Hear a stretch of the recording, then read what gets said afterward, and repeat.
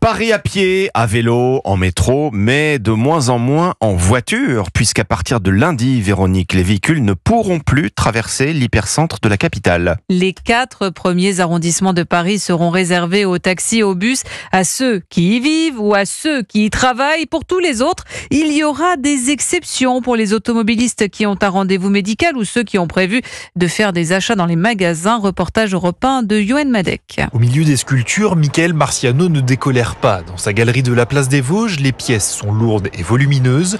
Impossible ou presque de les vendre à des clients sans voiture. Ce sera juste catastrophique. On prévoit entre 40 et 60% de baisse de chiffre d'affaires. C'est intenable, tout simplement. Les premiers dimanches de chaque mois, le Marais est fermé. Les provinciaux qui viennent en voiture, qui voudraient passer, n'ont pas accès.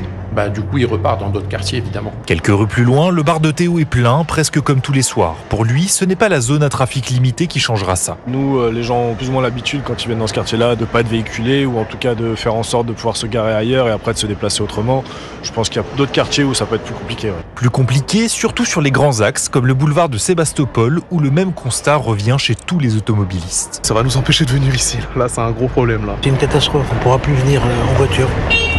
C'est déjà compliqué pour nous. Franchement, je resterai dans ma banlieue. Le point de vue sur la mesure varie donc selon l'usage du quartier. La mairie de Paris prévoit 6 mois au moins de prévention, le temps que tout le monde s'adapte. Reportage Europe 1 de Yoann Madec.